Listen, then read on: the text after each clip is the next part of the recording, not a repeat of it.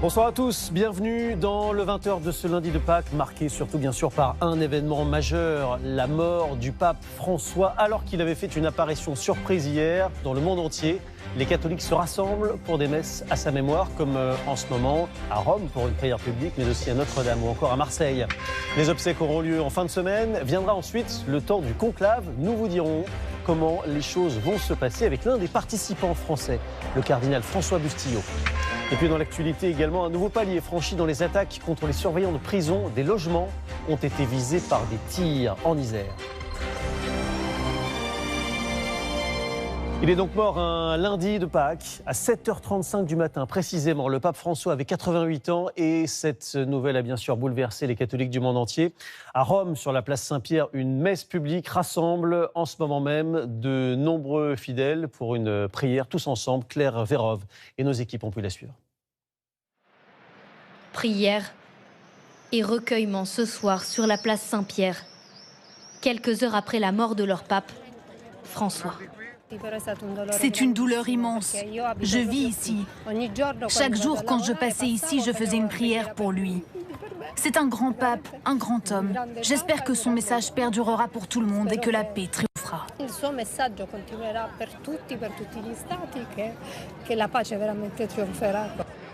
Les fidèles affluent devant la basilique, à l'endroit même où ils ont vu le pape adresser ses derniers mots hier.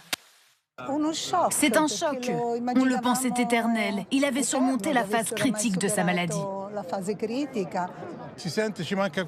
Il nous manque quelqu'un aujourd'hui et une voix en faveur de la paix qu'on n'entend pas d'habitude. Car le pape a détonné, le premier Sud-Américain à la tête de l'Église. Grande émotion pour ces Argentins. On est venu ici commencer à penser la blessure que représente cette nouvelle. C'était une personne simple, comme tout le monde. Pas quelqu'un dans sa tour d'ivoire qui te regarde de haut sur son piédestal. Une proximité inédite. Cette famille se souvient de ce jour où le pape a béni leur petit-fils, lui-même nommé François. Le petit lui tirait la croix. On prenait des photos et le pape l'embrasse. C'était une personne géniale. Je l'aimais beaucoup et nous partagerons son message. Aujourd'hui, le pape est mort et laisse des millions de fidèles orphelins. Et un autre événement important se déroule en ce moment même, le transfert du corps dans le cercueil, la mise en bière. Ça se passe dans la chapelle de la résidence où il vivait. Le pape, dont on sait qu'il était gravement malade depuis des mois. Mais après son apparition d'hier, on pensait qu'il allait mieux. La nouvelle a donc surpris ce matin. Récit de la journée avec Anaïs Sanquet et Lorenza Penza. Les cloches de la basilique Saint-Pierre sonnent le glas. Premier hommage au souverain pontife. L'annonce a été faite quelques heures plus tôt depuis le Saint-Siège. Le pape François s'est éteint ce matin à l'âge de 88 ans. C'est avec une profonde tristesse que nous annonçons la mort de notre Saint-Père, François. Sur la place Saint-Pierre de Rome, la nouvelle se répand peu à peu parmi les fidèles rassemblés. C'est notre équipe qui l'apprend à ce prêtre français, venu au Vatican pour célébrer Pâques. Papa Francesco est mort ce matin à 7h. Je suis désolée de voir. Ouf, mon Dieu. C'est parce que nous venons de... Non, nous sortons du logement. Ah bon, voilà. Non, ouf. Bon ben, nous allons prier alors. Hein, nous allons prier pour lui. L'émotion et la stupeur envahissent la foule. Cette religieuse ne quitte plus des yeux la photo du pape François. C'est le pape François que j'aime beaucoup. Il y a un manque dans mon cœur désormais. C'était un homme bon, simple et profond. Il était actif jusqu'au bout. Et il a fait tout ce qu'il a pu faire. Il a réussi à passer Pâques avec tous ces grands événements. Et peut-être sentait-il arriver la fin. Et ces derniers jours, il a voulu les passer avec nous. Dans tous les esprits, cette image, celle d'un pape affaibli mais ovationné hier, lorsqu'il prononce ces quelques mots pour les célébrations de Pâques. Cari fratelli e sorelle, buona Pasqua. C'est à bout de souffle qu'il a ensuite béni la foule. Pater, et Filius, et Spiritus Sancti. Amen. Malgré la fatigue, il est aussi allé au plus près des fidèles à bord de sa papa mobile, avant de remplir son rôle de chef d'État, en accueillant pendant quelques minutes le vice-président américain J.D. Vance. Je sais que vous ne vous sentez pas très bien, mais c'est bon de vous voir en meilleure santé. Dernière image d'un pape épuisé mais attentif. Malade depuis de nombreuses années, Jorge Mario Bergoglio, de son vrai nom, avait été hospitalisé en février dernier pour soigner une grave pneumonie.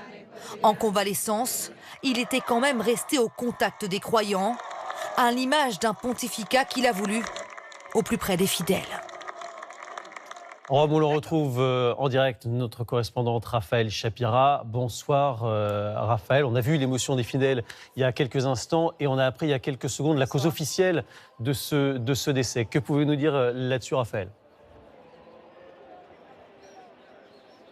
Eh bien, la cause officielle, lui, en effet, vient d'être annoncée par le Vatican. Le pape François est mort d'une attaque cérébrale qui a suscité un malaise allongé dans le un coma irréversible qui a abouti à son décès donc à 7h35 ce matin dans sa résidence Sainte-Marthe du Vatican.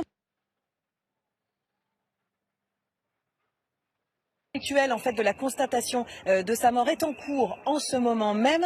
C'est un rite qui précède l'exposition de son corps qui aura ensuite lieu ici même dans la basilique Saint-Pierre pour une durée de 4 à 5 jours. Ensuite, suite à les obsèques devraient se dérouler ici même et on devrait en connaître la date à partir de demain. Merci beaucoup Raphaël et pardon pour ces légers problèmes de transmission, émotion très forte, on l'a vu en Italie mais aussi bien sûr en France où l'on compte 26 millions de catholiques. Là aussi, les fidèles se sont rassemblés dans les églises, comme on va le voir en Corse, à Lyon ou encore à Paris, à Notre-Dame. Une veillée de prière est prévue ce soir jusqu'à minuit. Témoignage recueilli par Pierre-Yves Salic, Valéria Guiry et nos équipes en région. Des milliers de fidèles à Ajaccio pour l'ultime voyage d'un pape fatigué. C'était en décembre dernier. Ce soir, les Corses éprouvent une certaine reconnaissance envers le souverain pontife. Il y a eu un impact du fait de la venue du pape. Il y a eu un changement, je pense, énorme dans les visions. On a vu quelqu'un de très moderne. Je pense que ça a pas mal bousculé l'île, même dans sa foi. Donc, forcément, il faut venir prier pour lui parce qu'il fait partie de la grande famille de l'Église. Le pape François ne sera donc pas venu à Paris pour l'inauguration de Notre-Dame restaurée. Sur le parvis, carrefour de la chrétienté en France, ces touristes sont bouleversés en apprenant son décès. Je suis si triste, vraiment si triste. C'était une bonne personne, un bon pape, le premier pape sud-américain. C'est vraiment, vraiment triste. Pour nous, c'est un jour très fort, très triste. Dans la cathédrale, 2 messes sont célébrées à sa mémoire avant une veillée de prière ce soir jusqu'à minuit. Touristes ou fidèles, chacun garde un souvenir du pontificat de François pendant 12 ans. C'était un homme de dialogue, un homme d'ouverture et puis un homme qui s'adressait surtout à ceux aux plus pauvres, aux plus démunis, tout en voulant réformer la société actuelle. À Lyon, dans la basilique de Fourvière, haut lieu touristique, l'heure est au recueillement. Nous allons méditer avec le pape François. Ici, les chrétiens lyonnais sont fiers de dire qu'ils ont aimé le caractère de leur pape. Il avait une vision sociale, mais il avait aussi une vision plus large, c'est-à-dire la pauvreté aussi du cœur, la pauvreté de l'âme et de tous ceux qui n'ont pas la chance de connaître Jésus. Une image de bonté, une image de quelqu'un qui était présent, qui était très attendu par les différents les croyants. Enfin, à Lourdes, les pèlerins notent une certaine coïncidence avec la signification de ce lundi de Pâques. C'est un joli signe que ce soit le lendemain du jour de Pâques et ce sera un renouveau maintenant à reconstruire après tout ce qu'il a pu faire. Nous, on fête la résurrection de Christ et on est en deuil en même temps. J'ai l'impression que Pâques cette année, c'est pas... En fait, c'est une fête qui s'est transformée en deuil. Autour de la grotte, comme ailleurs, le monde chrétien est en prière avant de commencer à penser aux successeurs du pape défunt. Et nous étions à Notre-Dame il y a quelques instants. Vous vous souvenez peut-être que François n'était pas venu pour la réouverture de la cathédrale. Ça ne veut pas dire qu'il n'aimait pas la France. Au contraire, c'est même le pays où il s'est le plus rendu. 3 visites à Strasbourg, en Corse et à Marseille, où il a laissé un souvenir particulièrement fort. 2 messes ont été données aujourd'hui en son honneur. Florence Mathieu, Noémie Dahan et Frédéric Séruli sont retournés sur ces traces. Il avait fait vibrer Marseille, transformer un stade en cathédrale. C'est une histoire particulière qui lie la cité phocéenne au souverain pontife. Une histoire restée dans les mémoires de ceux qui aujourd'hui lui rendent hommage. Quand il est venu à Marseille? Oui, c'est pour ça, oh là là, oui, je m'en souviens, c'était merveilleux. Et justement, en plus pour ça, on se doit d'y être. Je garde un souvenir extraordinaire. Je me souviens qu'après, on est tous restés, on a dansé. Celui qu'il avait invité dans sa ville, c'est lui, le cardinal Aveline, un proche du pape François. Moi, je retiens surtout cette proximité, cette proximité toute familiale. Et j'ai eu à cœur pour moi de montrer aussi aux Marseillais que ce pape-là faisait partie de la famille. Et lui, d'ailleurs, s'y prêtait tout à fait. Septembre 2023, le pape fait son entrée au stade Vélodrome, le temple du football marseillais. 62 000 personnes l'acclament. Bonjour Marseille, bonjour la France. Le pape dit ne pas être en voyage officiel, mais il s'invite dans le débat politique français. Si le chef de l'Église a choisi Marseille, c'est pour parler des crises migratoires. Dans le palais du Pharaon, il s'attaque au projet de loi sur l'immigration. Qui regarde avec compassion au-delà de son propre rivage pour écouter les cris de douleur qui se lèvent des côtes du nord de l'Afrique et du Moyen-Orient. François réfute aussi la pertinence d'une loi sur la fin de vie. Les relations entre le pape et le président de la République sont parfois tourmentées. 1 an plus tard, il refuse son invitation, alors que les chefs d'État s'y pressent. Lui ne viendra pas à Paris pour la réouverture de Notre-Dame. Ce soir, les chrétiens de Marseille honorent un pape à l'image de leur ville populaire. Ces polémiques n'ont évidemment pas empêché Emmanuel Macron de rendre hommage au pape François. On l'écoute depuis Mayotte, où il est en déplacement. Je veux adresser avant toute chose mes condoléances les plus sincères à l'ensemble des catholiques du monde entier.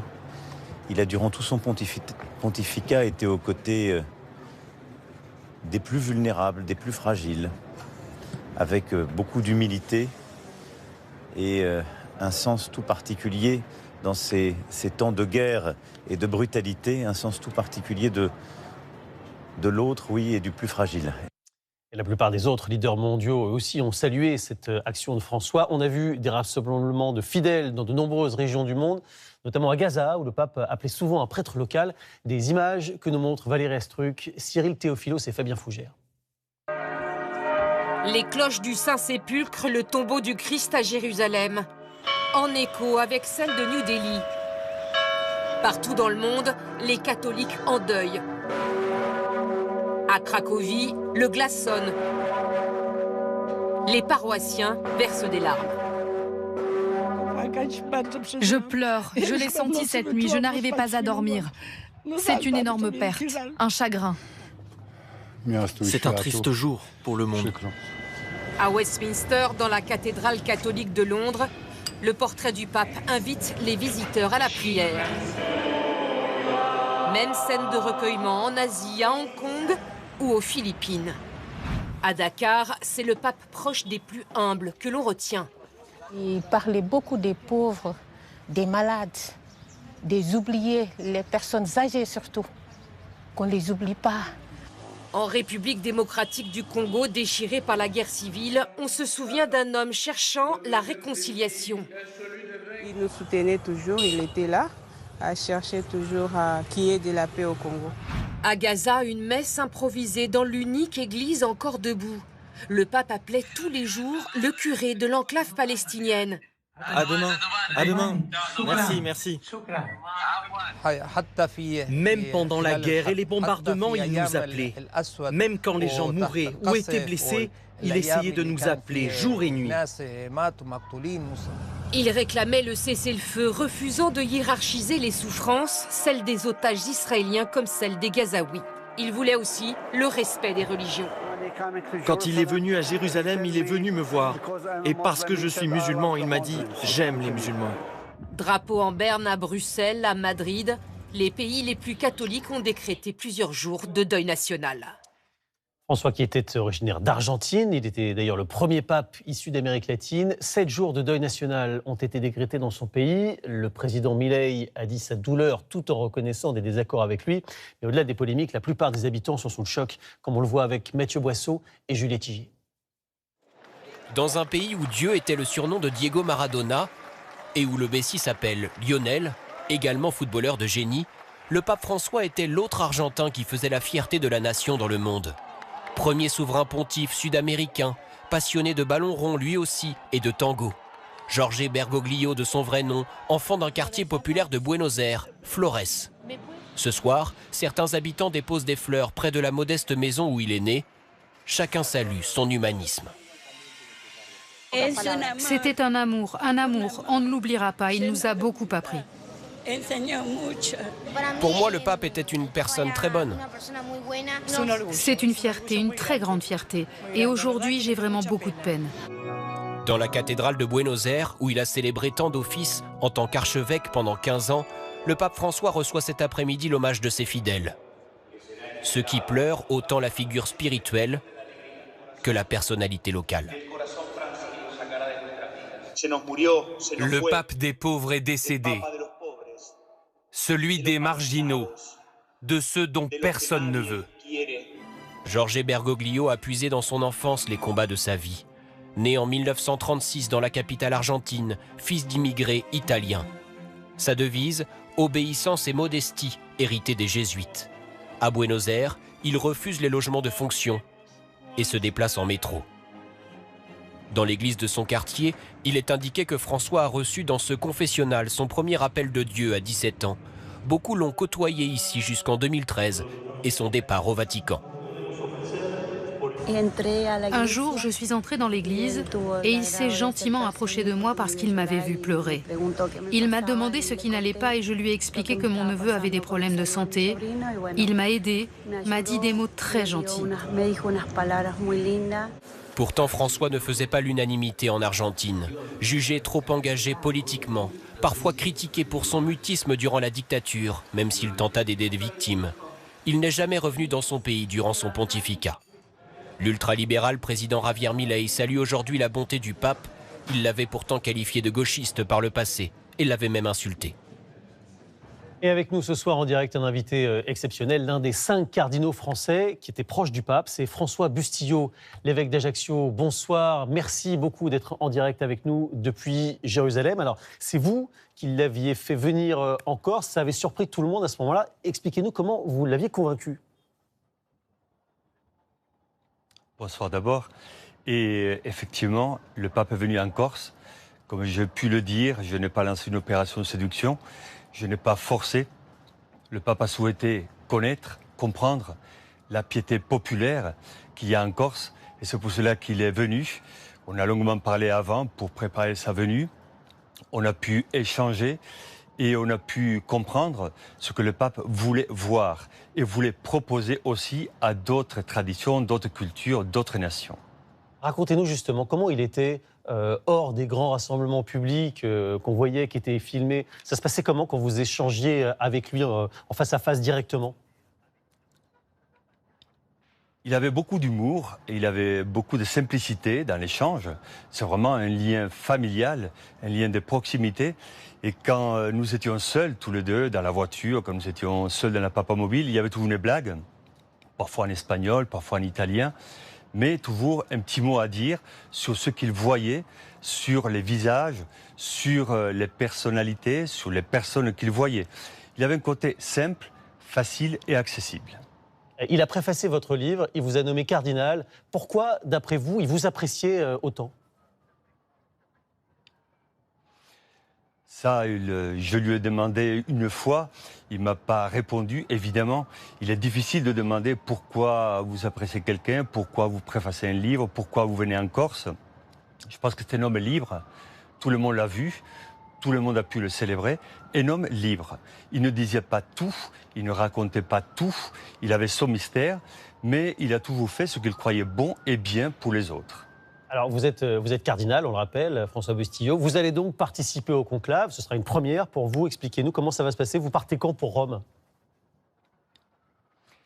D'abord, il va y avoir le protocole ecclésiastique.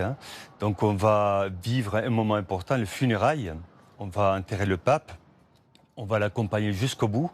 On a vu ce jour-ci qu'il avait du mal à parler. On peut dire qu'il a donné jusqu'au dernier souffle. Ensuite, il y aura les congrégations générales. On va se retrouver, on va parler, tous les cardinaux. On va échanger, on va mieux se connaître.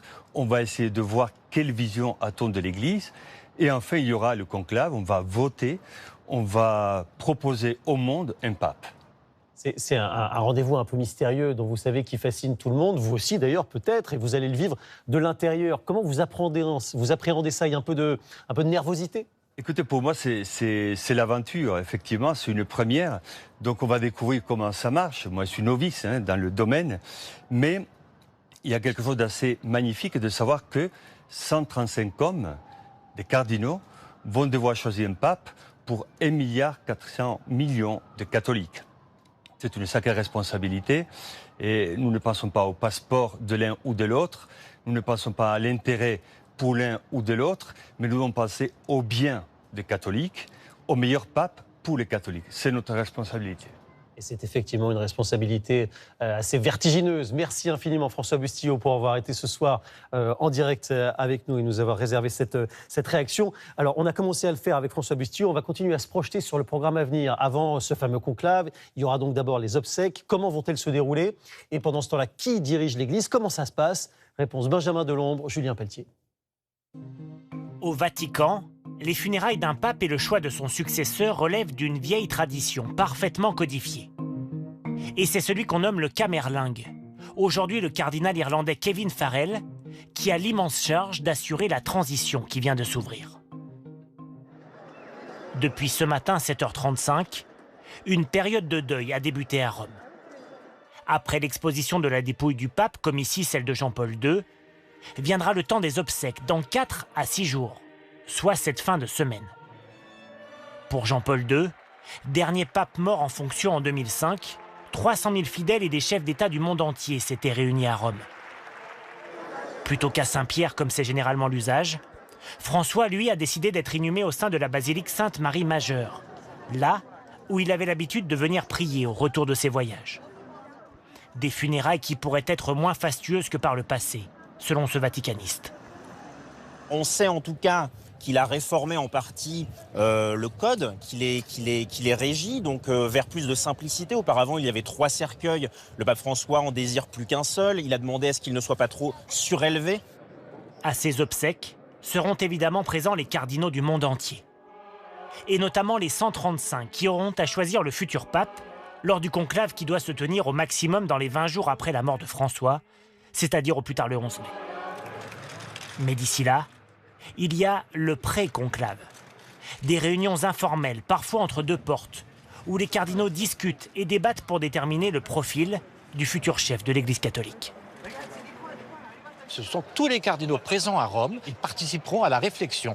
Quel est l'état du monde où nous sommes? Quel est l'état de l'Église dont nous sommes les responsables? Quel est le profil du successeur que nous voulons donner au pape François dans ce contexte-là? Ils vont discuter, ils vont donner des noms entre eux, en catimini. Et ces premiers échanges vont intervenir très vite. Le Vatican indique ce soir qu'une première réunion de cardinaux est prévue à Rome demain matin. Oui, le conclave arrivera très vite, dans une vingtaine de jours au maximum, donc entre 15 et 20 jours, le temps pour les 135 cardinaux électeurs de converger vers le Vatican. Et ils voteront ensuite, pendant le conclave, jusqu'à la fameuse fumée blanche. Une procédure dont les secrets et les intrigues fascinent depuis toujours et que nous rappellent Nicolas Châteauneuf et Philippe Maire. L'élection d'un nouveau pape est très codifiée. Tout se déroule ici, dans la chapelle Sixtine, chef-d'œuvre de la Renaissance italienne. L'édifice religieux se situe au cœur du Vatican, juste à côté de la basilique Saint-Pierre. La chapelle Sixtine est célèbre pour ses fresques extraordinaires et sa voûte peinte par Michel-Ange il y a 500 ans. C'est dans ce décor majestueux que les cardinaux vont élire le nouveau pape. Après la messe d'introduction, les portes sont fermées et le conclave peut commencer. Les cardinaux prêtent un serment de secret absolu sur les délibérations, sous peine d'être excommuniés. Ils sont alors isolés du monde extérieur. Seuls les cardinaux de moins de 80 ans peuvent participer au vote. Ils ne peuvent pas voter pour eux-mêmes. Tout se déroule à bulletin secret. Chaque cardinal écrit le nom de son candidat sur une feuille qu'il plie en 4. Puis, il dépose son bulletin dans l'urne, placé sur l'autel, et regagne sa place. Les bulletins sont ensuite lus à haute voix par les cardinaux scrutateurs. Si aucun nom ne rassemble 2/3 des suffrages, un nouveau tour est organisé, et ainsi de suite jusqu'à ce que les cardinaux se mettent d'accord. Le pape François a été élu en 2 jours et 5 tours, ce qui est rapide comparé aux 6 mois de négociations nécessaires pour élire Pie VII en 1800. À la fin de chaque tour, les bulletins sont brûlés dans des poêles installés dans la chapelle. On y ajoute des colorants pour communiquer au monde extérieur le résultat du scrutin. Si la fumée qui sort de la cheminée est noire, pas de majorité. Si la fumée est blanche, habemus papam, ce qui veut dire en latin « nous avons un pape ».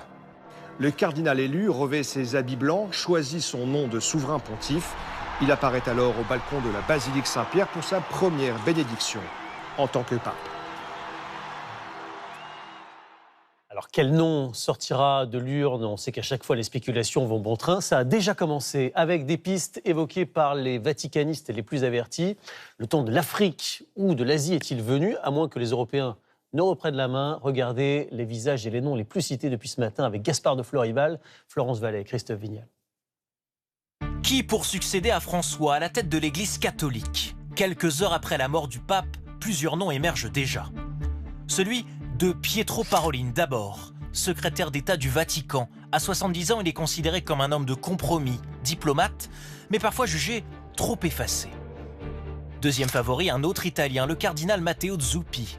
Âgé de 69 ans, ce progressiste est connu pour son engagement social, envers les migrants notamment et les personnes homosexuelles. Cela serait le retour d'un pape européen, mais il pourrait aussi venir d'ailleurs, du Brésil par exemple, avec le cardinal Darocha à gauche, ou des Philippines, avec Luis Antonio Tagle à droite. Jamais l'élection d'un pape n'a en tout cas été aussi internationale. Aujourd'hui vont entrer en conclave, enfin d'ici quelques semaines, des hommes qui viennent d'Oulan-Bator, du Lesotho, du Timor oriental, donc vraiment des 4 coins du monde, avec des préoccupations qui ne seront pas du tout celles des poids lourds européens. Un enjeu géographique, idéologique aussi. Quelle direction cette élection donnera-t-elle à l'institution religieuse? Les clés de l'Église seront-elles confiées à un homme sur la même ligne progressiste que François, comme Jean-Marc Aveline, l'archevêque de Marseille? Il partage les idées du défunt pape sur les questions migratoires et interreligieuses. Au contraire, les cardinaux feront-ils confiance à un homme plus conservateur, comme le Guinéen Robert Sarah à gauche ou l'Allemand Gerhard Müller à droite? Dans l'ombre, c'est une bataille politique qui se joue.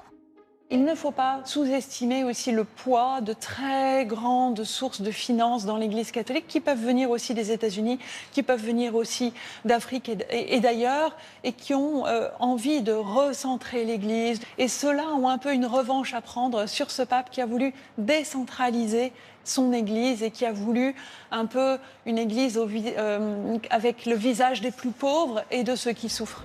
Quelle que soit la personne choisie, le choix du futur pape sera un signal fort dans un contexte de tensions croissantes au sein de l'Église.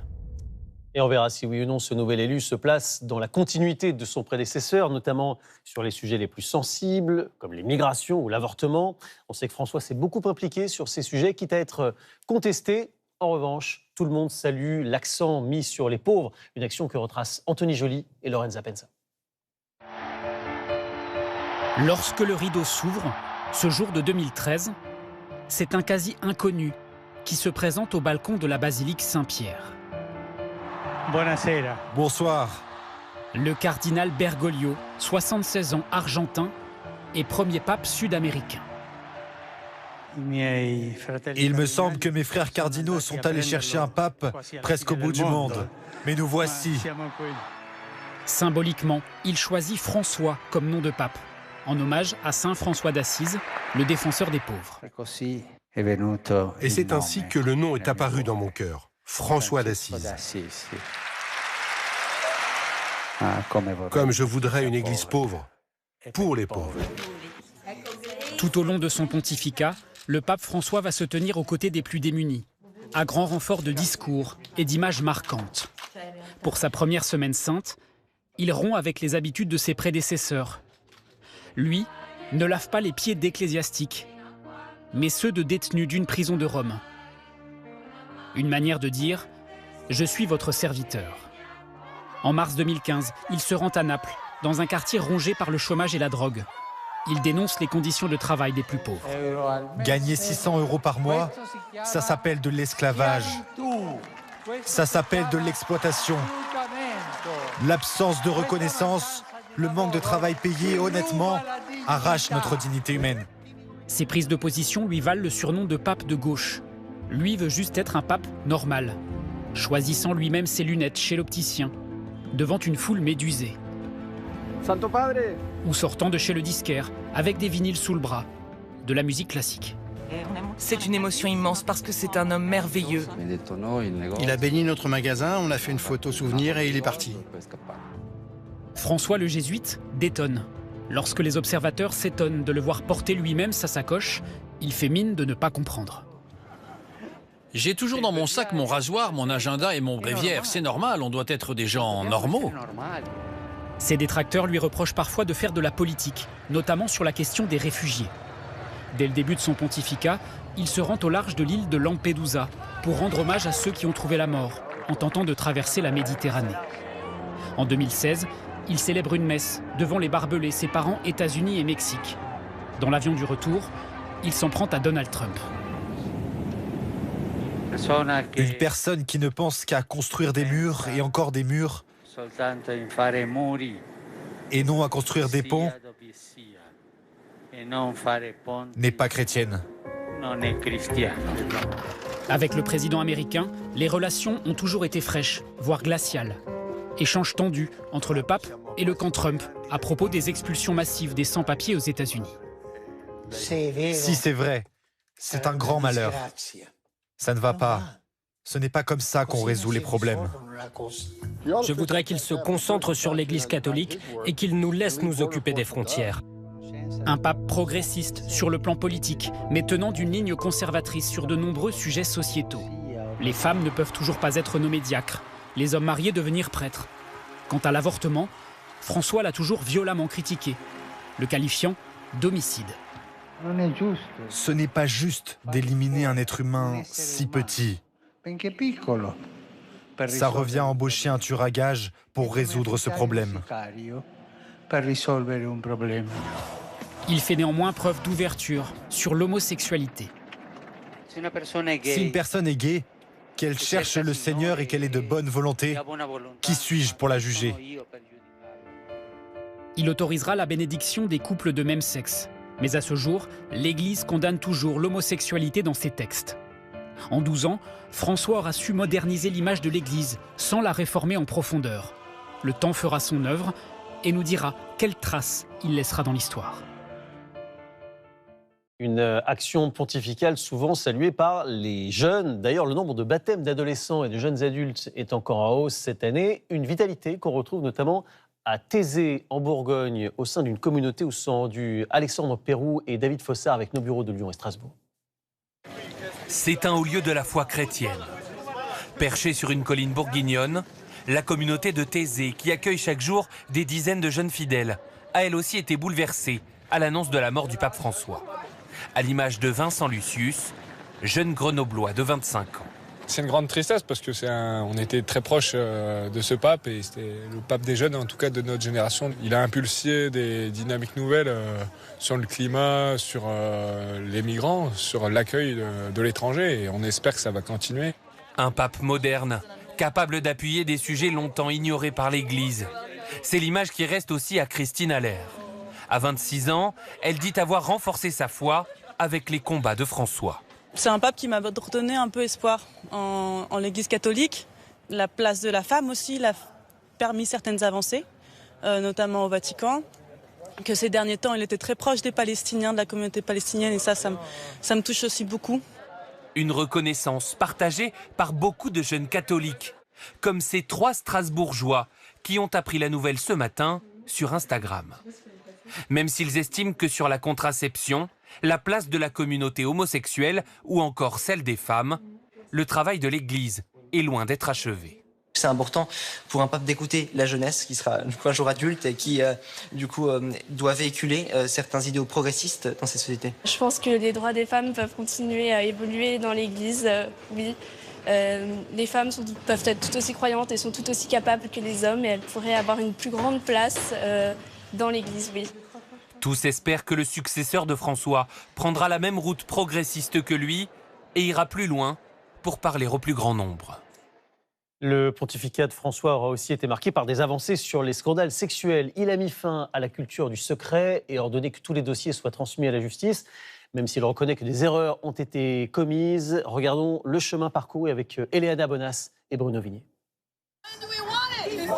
Les familles de victimes, ici aux portes du Vatican en 2023, réclament la fin de l'impunité pour les violences sexuelles dans l'Église. Face à cette pression, le pape François ira plus loin que tous ses prédécesseurs. Sa prise de conscience commence en 2018. Sa visite au Chili est chahutée par ces manifestations de victimes d'un prêtre pédophile. Elles accusent l'Église de couvrir les auteurs d'abus.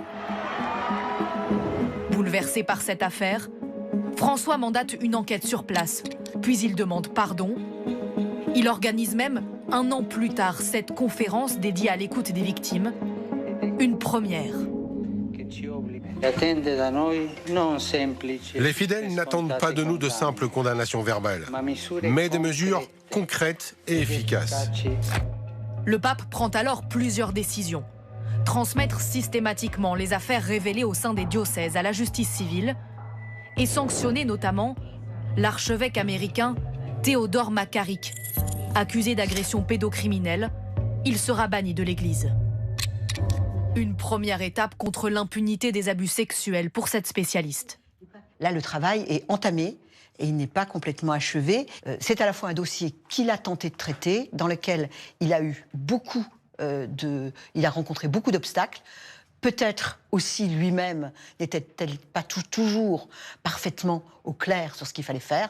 Et c'est malheureusement un sujet qui est destiné à son successeur. En France, le scandale le plus récent est celui de l'abbé Pierre. 33 personnes l'accusent de viol et d'agression sexuelle et le Vatican aurait été au courant. En septembre dernier, le pape François a condamné l'homme d'église. Malgré tout le bien qu'il a fait, on découvre que cette personne est un terrible pécheur. Depuis 1950, il y aurait eu en France plus de 300 000 victimes d'abus sexuels dans l'Église. Et retournons maintenant à Rome où se trouve Raphaël Chapira. Raphaël, pendant ce journal, nous avons eu des nouvelles informations sur les causes de la mort du pape, alors que la prière publique se poursuit toujours autour de vous.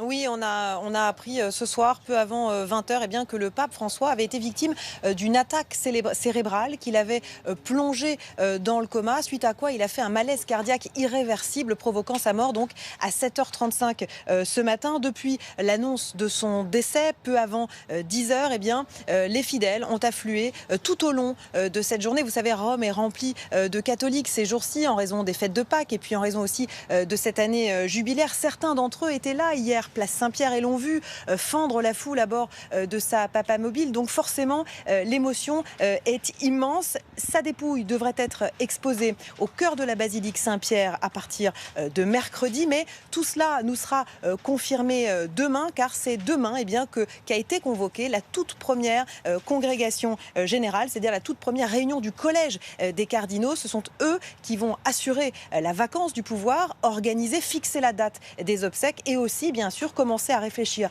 très sérieusement et très concrètement au successeur de François. Merci beaucoup Raphaël Chapira, en direct de Rome. Avec nous ici en plateau, l'une des figures de l'Église de France, c'est l'évêque de Nanterre, Monseigneur Mathieu Rouget. Bonsoir. Alors on vient de voir énormément de choses sur le bilan, sur les actions du pape, les scandales sexuels, la pauvreté. Qu'est-ce qui restera d'après vous comme vraiment le point marquant de son pontificat? D'abord, je trouve que les circonstances de sa mort ont été très fortes, comme Jean-Paul II d'ailleurs. Le jour de Pâques, dans une très grande fragilité, il a voulu donner une ultime bénédiction, et puis il est parti. Et ce témoignage de la force spirituelle dans la fragilité du corps, d'abord, et puis finalement de du don qui se poursuit jusque dans le fait de passer vers la maison du Père. Je pense que c'est un point d'orgue tout à fait saisissant de ce pontificat. Et puis je pense que le point qui restera le plus saillant du pontificat du pape François, c'est ce qu'il avait donné comme programme à son action, être le pape des pauvres pour une église proche des pauvres. Et je pense qu'il nous a fait tous progresser dans la prise de conscience de l'importance de nous tenir auprès des personnes les plus pauvres. Vous avez dit qu'il vous avait fait progresser aussi vous-même, personnellement, parce que vous l'avez rencontré à plusieurs reprises. Et il vous a aidé sur des sujets un peu lourds, difficiles. Est-ce que vous pouvez peut-être nous dire lesquels et surtout quels sont les conseils qu'il vous avait donnés? Alors, pour moi, il m'a beaucoup marqué, parce que d'abord, c'est lui qui m'a nommé évêque. Et donc, c'est un changement de vie que j'ai reçu à son appel. Et j'ai eu quelques occasions d'échanger avec lui. Et effectivement, une fois à Rome, j'étais... disons, habité par le poids de certains aspects de ma charge. Et en marge d'une audience générale, en quelques instants, j'ai pu le lui confier. Et il m'a encouragé d'une manière extrêmement touchante. Pas de conseils très particuliers, mais une qualité d'écoute et d'encouragement qui m'a beaucoup marqué. Et puis, après ça, alors qu'on n'avait pas de choses graves, il m'a dit avec un bon sourire, « E soprattutto, non perdere l'umorismo ». Surtout, ne perds pas le sens de l'humour. Et il me semble que le pape François, c'est ça aussi. C'est l'alliance de la gravité et de la légèreté. Et un peu en écho à ce que je disais aussi pour les circonstances de sa mort, c'est la joie plus forte que la croix. Ça revient beaucoup, hein, ce sens de l'humour. Il avait fait des blagues avec vous, non? Alors, non, plutôt comme ça, en me disant surtout, garde le sens de l'humour. Alors, tout le monde lui rend hommage, évidemment, depuis ce matin, mais il a aussi la réputation d'être assez dur, assez ferme, voire autoritaire, parfois. Alors, clairement, hein, c'était un jésuite, un religieux, habitué au fonctionnement d'une congrégation assez verticale, où l'obéissance est quelque chose avec quoi on ne mégote pas. Et donc, il a eu un mode de gouvernement assez ferme. Et en même temps, il nous a invités à faire grandir la collégialité, la synodalité entre nous. Moi, j'ai eu la chance de participer 2 fois un mois complet en 2023-2024 à Rome au synode, avec 350 évêques et autres personnes de l'Église venues contribuer au travail. Et je pense qu'il y a une très très belle dynamique aussi d'aider tous les fidèles baptisés à mieux prendre conscience des responsabilités de leur appartenance chrétienne. Quel doit être le profil pour vous du prochain pape? Pour moi, cette question est un tout petit peu prématurée. J'ai besoin, depuis ce matin, et je pense beaucoup de personnes avec moi, de vivre ce moment, de vivre ce départ inattendu et en même temps qu'on pouvait pressentir quand on a vu la fragilité du pape hier. Et puis, rendre grâce, remercier Dieu pour nous chrétiens, pour tout ce qui a été fort et beau dans ce pontificat, commencer d'en recueillir un peu le fruit. Et puis, il me semble que ce qui est très important aussi, c'est de ne pas imaginer l'élection comme une sorte d'affrontement de type politique.